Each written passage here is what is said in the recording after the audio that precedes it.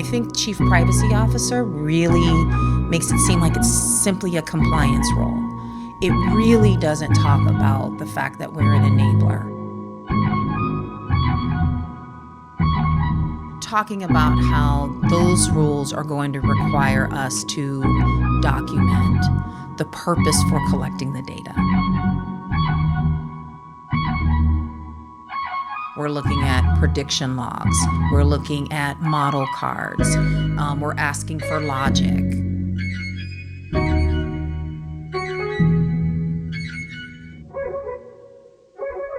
Hello everyone, I am Sergio Maldonado and this is Masters of Privacy, a set of interviews covering the intersection of marketing, data, privacy and technology with a clear goal in mind, which is redefining the relationship between people, brands and media around transparency and control. Which is to say, we're aiming for real customer centricity, or if you will, human centricity. We regularly talk to DPOs, CMOs, CDOs and whoever else we find interesting and able to share valuable insights. So we hope you like it. Please do reach out if you have any ideas on future topics or speakers.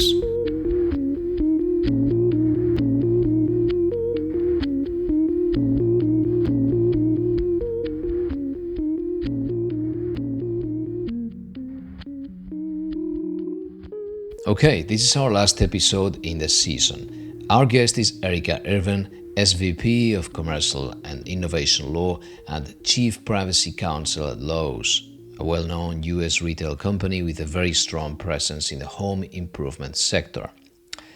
Erica leads legal strategy for commercial operations, privacy and innovation.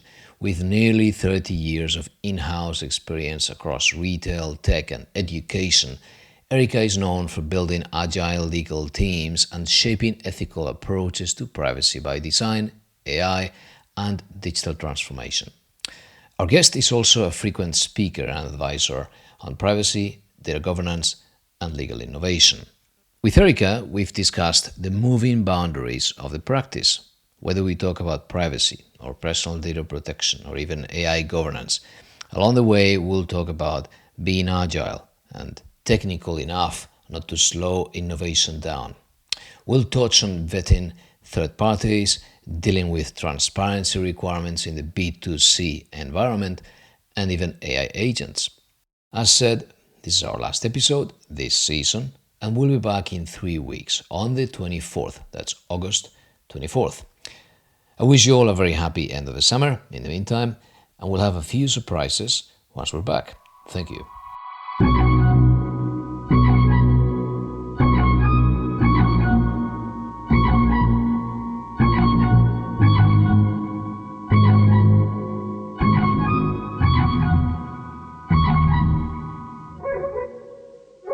Erica, thanks for joining me. Thank you for having me.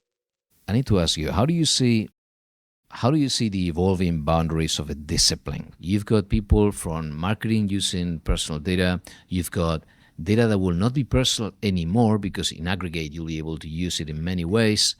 And then someone from privacy is going to step into that data, into dealing with that data governance. And then someone from AI is going to do it as well. And then someone from somewhere in marketing compliance is going to step into that as well. You're going to have 3 people fighting for the same ball. What do you think? So I really think that rethinking what we call the function is probably the first step, right? And limiting that function to the privacy office or the chief privacy officer really doesn't work anymore, because we're not just dealing with privacy compliance, executing on privacy rights requests, right? We're involved in the entire customer experience. We're involved in data governance. We're involved in conversations around ethics and the ethical use of data.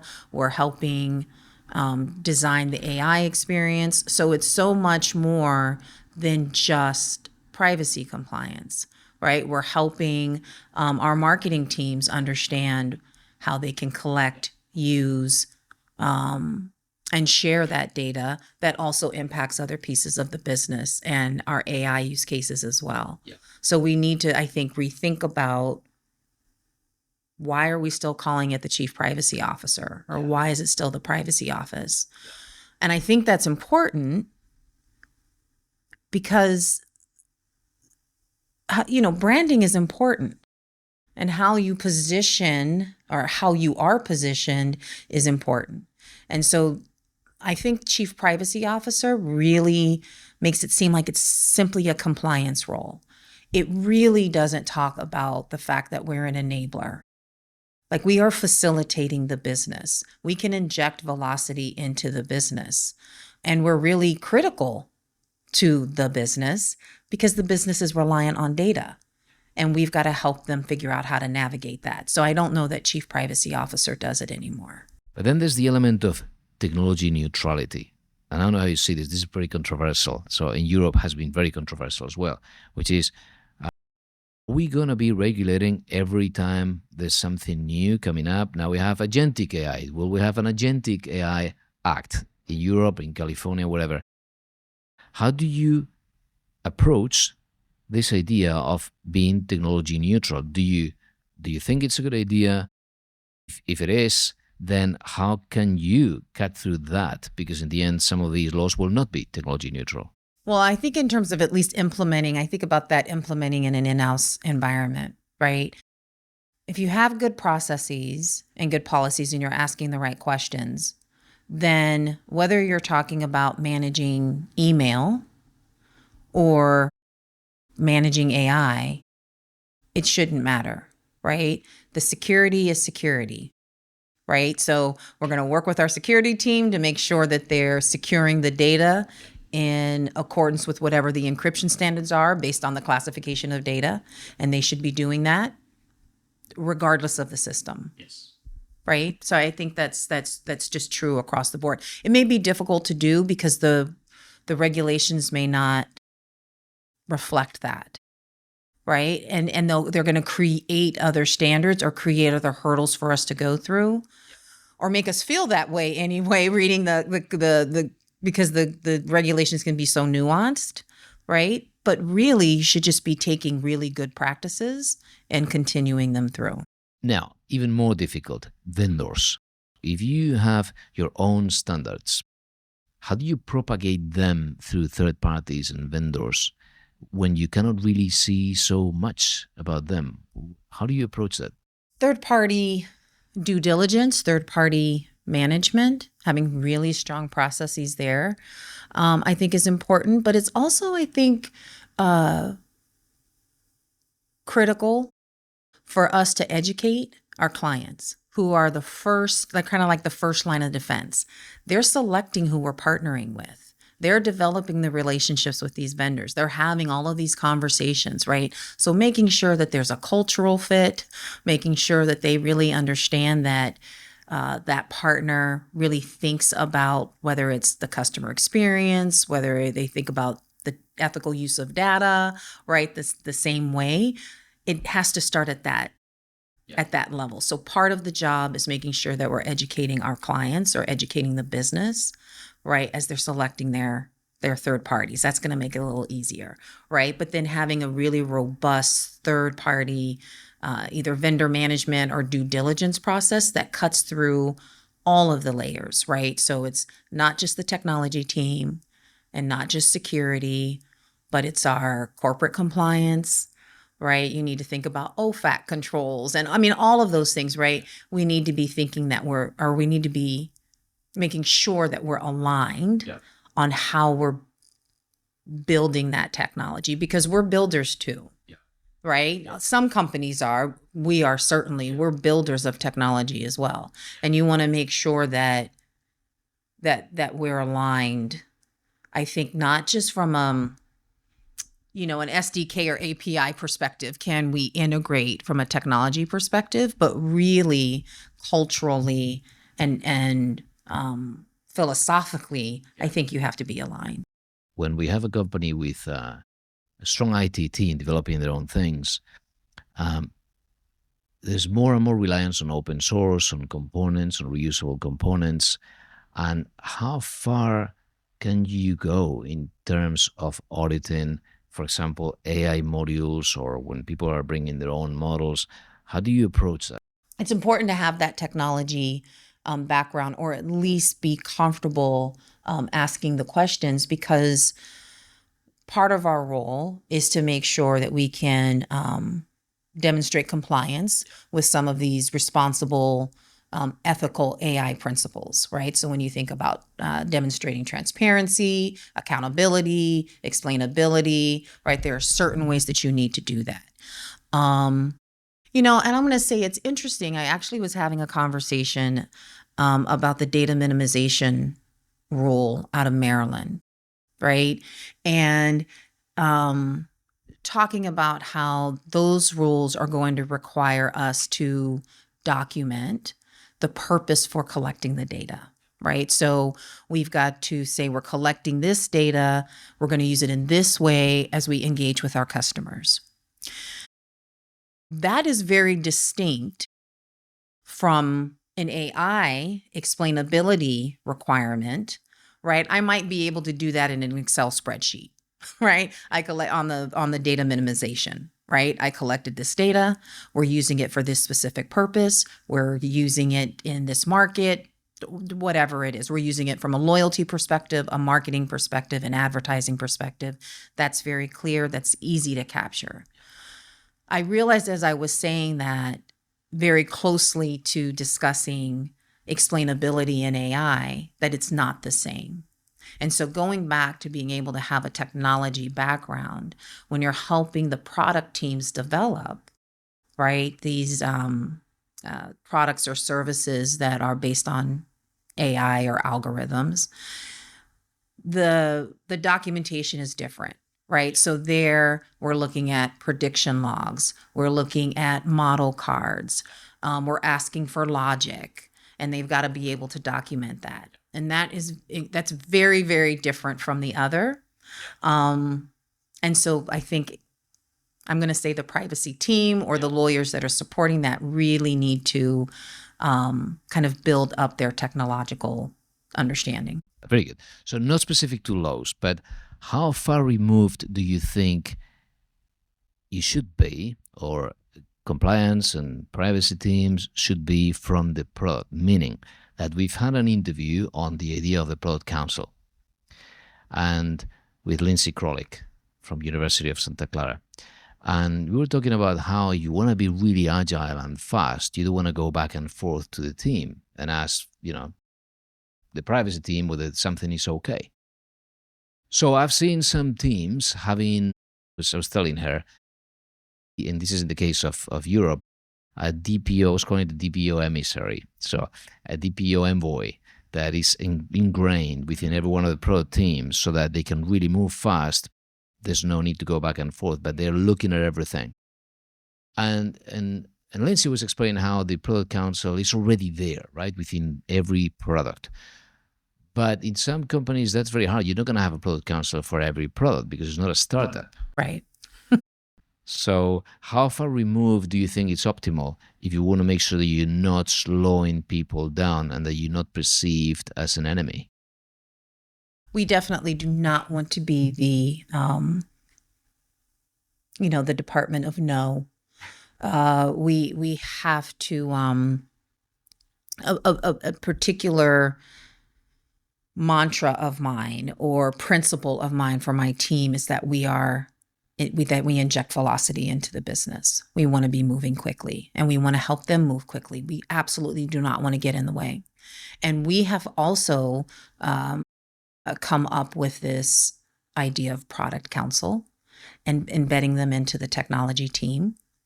And it really, I think, is helping us see issues more quickly, and also identifying for the teams more quickly things that they need to navigate, the things that they need to think about, that they need to design around. If they've already designed it, if they've already figured out their architecture, if they've already done those things, and then we see it, they've got to go backwards. So they're not moving quickly, right? They've got to start those sprints over. But if we're with them at the beginning of the sprint and we're helping them understand what they need to navigate and understand what the end user's experience needs to look like so that it kind of mirrors what the regulators want to see, it helps, I think. So as closely as possible, as closely as possible. So now you're talking to these teams, and to make sure that you can make it even faster, we need to make sure we speak the same language. So how do you see internal training to people who are not lawyers and they're not privacy professionals so that you can speak the same language? So the training or the conversations, right? I try to sometimes do what I can. Sometimes I have to take on that burden to figure out their language, but it has also helped to have people on my team that do speak their language, right? So bringing in someone who is I'm going to say maybe an engineer, right? But that has a privacy bent, right? Has had privacy training to be on our team. They're the translator, right? And I've had that happen in past lives, actually, where I kept asking for a data map.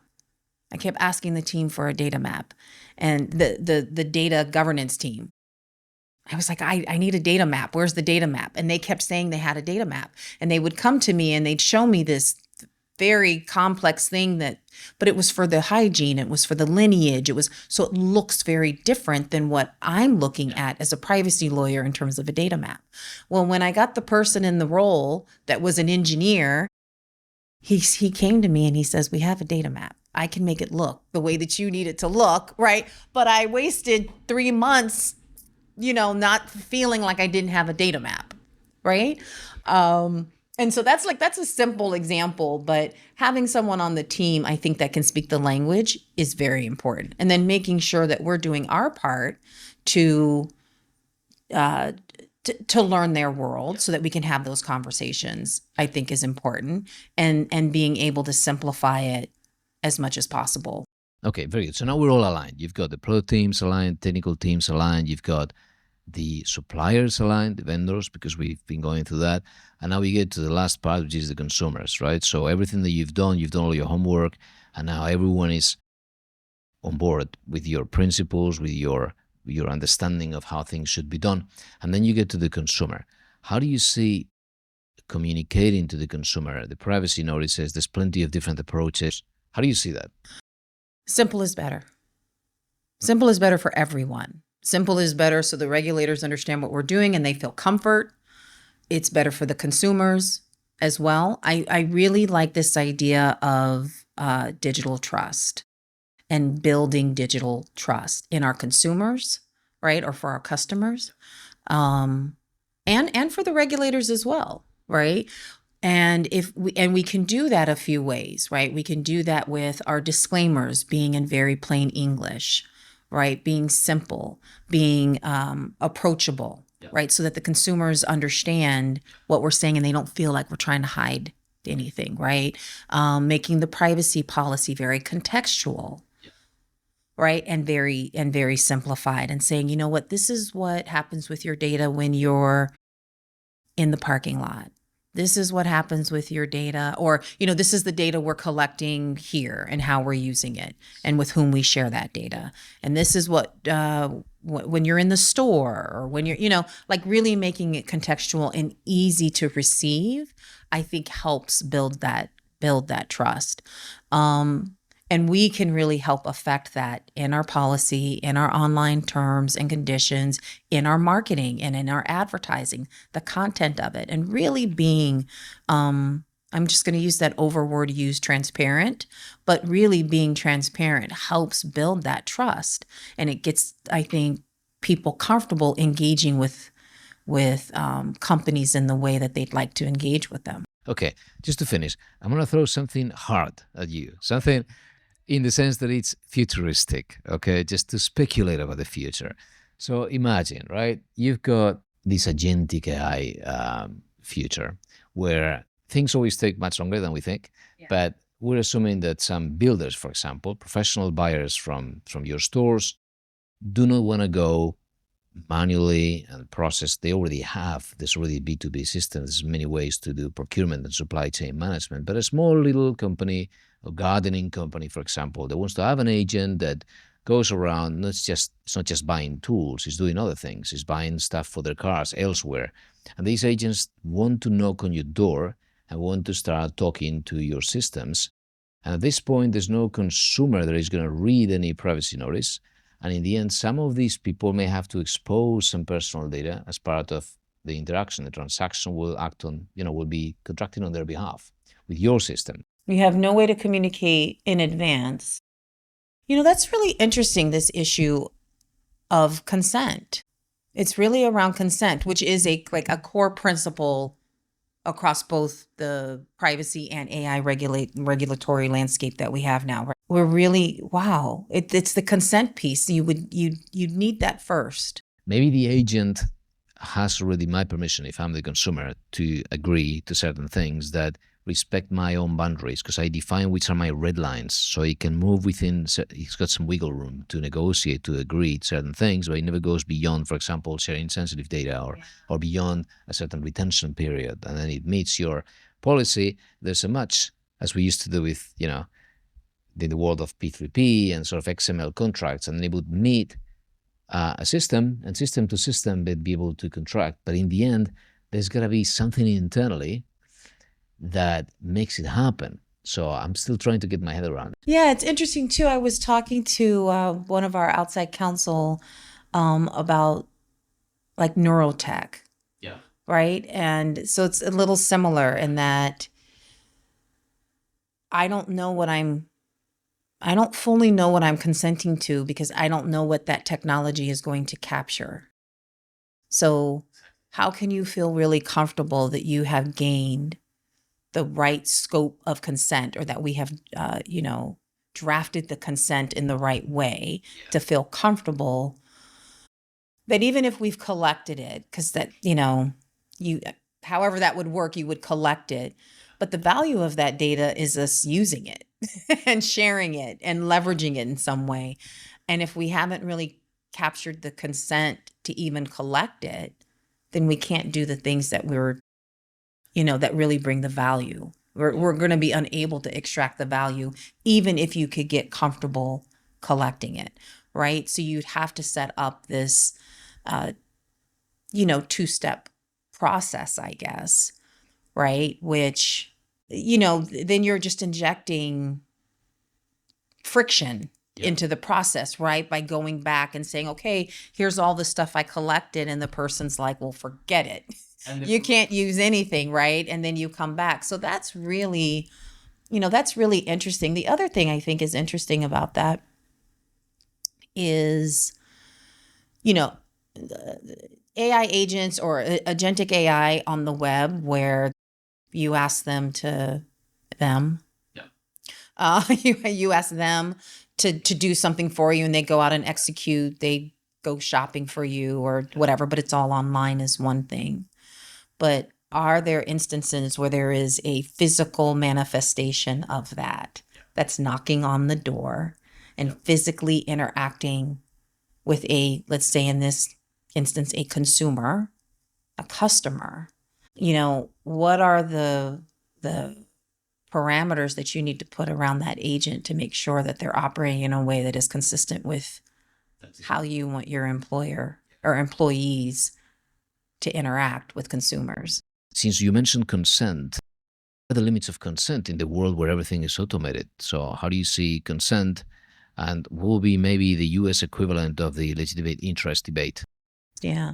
Well, I think that the thing is, your disclaimer has to be fulsome enough so that you can make from the reasonable standard, that it was reasonable, right, that the consumer would expect we would use the data in this way because we made, such a broad-based disclaimer at the outset. But being able to articulate a legitimate interest that also helps frame for the product teams as they're developing, right, what is the extent or the boundaries, right? Because we have established the legitimate interest, as opposed to trying to build something and kind of guess what the amorphous they, right, would deem reasonable. Thank you. Thanks again. Yes, thank you for having me. This was fun.